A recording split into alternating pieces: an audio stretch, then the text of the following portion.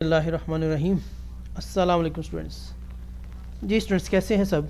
उम्मीद करता हूँ सब ठीक ठाक होंगे। स्टूडेंट्स, इससे पहले मैंने आज एक वीडियो अपलोड की थी अब सब्जेक्टिव पेपर की। उसमें मैंने जो आज पेपर में आने वाले क्वेश्चन थे उनको डिस्कस किया था।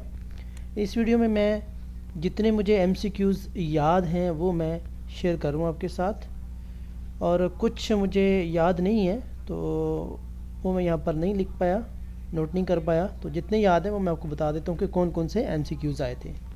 तो नंबर 1 था यूनिट ऑफ डेंसिटी था, किलोग्राम पर क्यूबिक मीटर है। ठीक है, ये किलोग्राम पर क्यूबिक मीटर।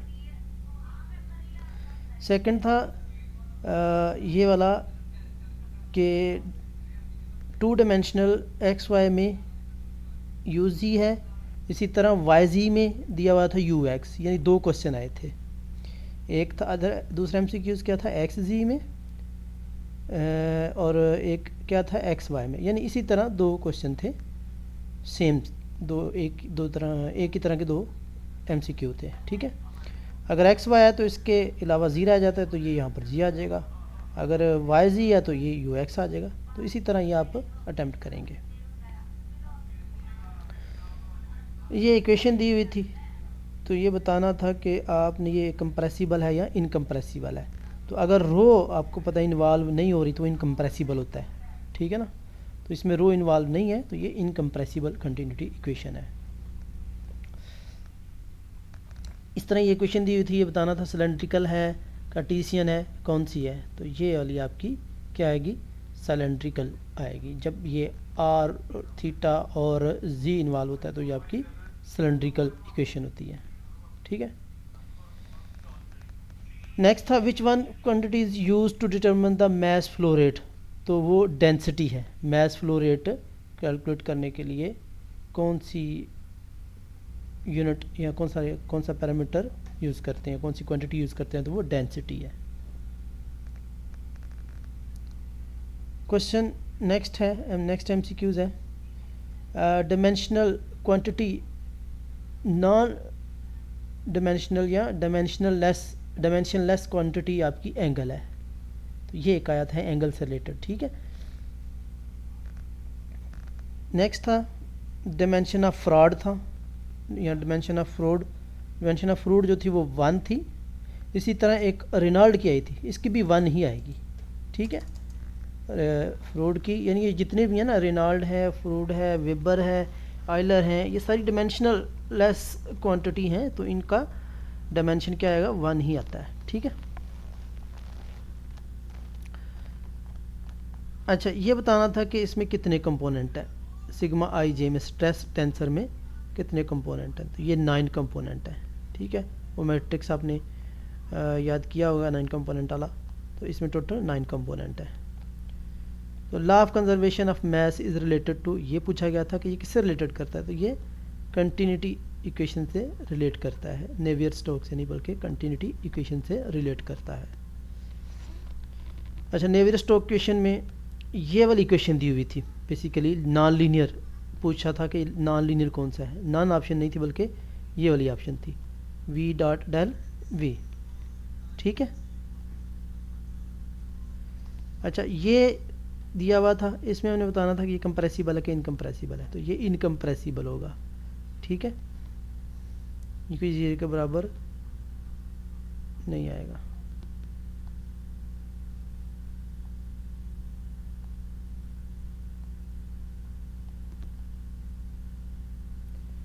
नेक्स्ट है जी सर्कमफ्रेंस ऑफ सर्कल। तो ये बहुत सिंपल सा था, 2πr।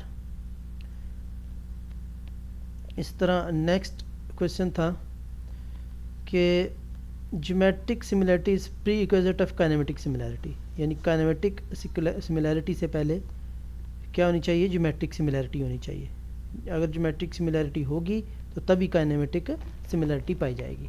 ठीक है, और ये नेसेसरी और सफिशेंट कंडीशन के 2 आए थे MCQs। एक तो यहाँ पर मैंने लिख दिया, दूसरा मुझे याद नहीं है। ठीक है, अच्छा एक ये था geometric scale factor can be less than, equal और ग्रेटर दैन 1 और मोर। अच्छा ये कुछ इसी तरह का था कि इसने ये पूछा हुआ था कि अगर काइनेमेटिक सिमिलैरिटी के स्केल फैक्टर बराबर नहीं होते तो क्या ज्योमेट्रिक सिमिलैरिटी पाई जाएगी। तो ऑब्वियसली यानी ज्योमेट्रिक सिमिलैरिटी हो तो काइनेमेटिक सिमिलैरिटी के स्केल ऊपर नीचे हो सकते हैं, तो यस हो सकते हैं। ठीक है, आगे यह था kinematic similarity necessary but insufficient condition for dynamic similarity. याद रखिएगा, काइनेमेटिक जो है वो नेसेसरी कंडीशन तो है लेकिन इनसफिशिएंट कंडीशन है फॉर किसके लिए, डायनेमिक सिमिलैरिटी के लिए। ठीक है, अच्छा अब बॉडी है फोर्स एफ। अच्छा, ये स्टेटमेंट दी गई थी कि एक बॉडी पे एक कुव्वत लग रही है, दूसरी बॉडी के ऊपर उसके अपोजिट कुव्वत लग रही है, तो ये कौन सा लॉ है। न्यूटन का आपको पता है ऑब्वियसली कौन सा लॉ होगा, थर्ड लॉ है। ठीक है, अच्छा ये पूछा हुआ था कि न्यूटन सेकंड लॉ का उसने पूछा हुआ था, लेकिन ये ऑप्शन दी हुई थी system is equal to time rate of change of linear momentum of the system. ये किसको शो करता है, तो 3 या 4 लॉ पूछे हुए थे, तो उसमें से आपका क्या आना था, न्यूटन सेकंड लॉ।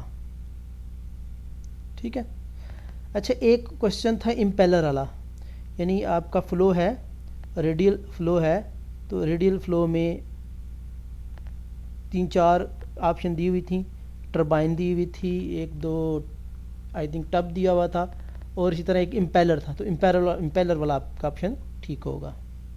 ठीक है, हाँ ये बस इक्वेशन दी हुई थी ऊपर, जो आपकी continuity Bernoulli equation, Bernoulli equation है, ये दी हुई थी। 4 ऑप्शनें थी, P0 था, U था, P1 माइनस P, इस तरह यानी 4 ऑप्शन थी, तो आपने P0 को सिलेक्ट करना था। ठीक है, अच्छा ये एक था कि डायमेंशनल कांस्टेंट, ग्रेविटेशनल कांस्टेंट कौन सा है, यानी डायमेंशनल कांस्टेंट कौन सा है, वो आपका ग्रेविटेशनल कांस्टेंट जी है। ठीक है, ये आपका डायमेंशनल कांस्टेंट है जी। तो ये 4 ऑप्शन थी, जी था, 1 था, इस तरह यानी 4 ऑप्शन थी, तो ये आपका जी है। ठीक है, rate of change of mass with in CV, तो उसका ये फार्मूला था, ये लिखा हुआ था बस। ठीक है, और इसमें ये 4 ऑप्शन थी, dx था, dx dy था, किसी में यानी dx इंटू डी, यानी डिफरेंट कैटेगरी थी, डिफरेंट ऑप्शन थी, तो उसमें dx by dy and dz आएगा, और पार्शियल रो और partial t as it as आ जाएगा। dv की जगह बस ये इनकी जो डायमेंशन है वो आ जाएंगी, x y एंड z। ठीक है, अच्छा ये दिया हुआ था, ये सिंबल दिया हुआ था सिग्मा ij, आपने बताना था ये कौन सा टेंसर है, तो ये स्ट्रेस टेंसर होगा आपका। ठीक है, उसके बाद ये पूछा हुआ था कि इसमें कितने कंपोनेंट जो है वो इंडिपेंडेंट है, तो 6 कंपोनेंट इंडिपेंडेंट है। ये भी पूछा जा सकता है कि किसकी वजह से इंडिपेंडेंट, तो वो सिमेट्री की वजह से इंडिपेंडेंट है। ठीक है, 6 कंपोनेंट जो है वो आपके इंडिपेंडेंट है। तो इतने ही मुझे याद है, बाकी कुछ ज़्यादा जो थे वो कंप्रेसिबल और इनकम्प्रेसिबल से काफ़ी आए थे, इक्वेशन ऑफ कंटिन्यूटी से आए थे। ठीक है, और ये जो टेंसर है ना, स्ट्रेस टेंसर, इसमें से कोई 2-3 आए थे। सो होपफुली आपको ये वीडियो हेल्पफुल होगी। सो आपसे रिक्वेस्ट है कि चैनल को सब्सक्राइब कर दीजिए ताकि आपको हर वीडियो बर वक्त मिल सके। थैंक यू, अल्लाह हाफ़िज़।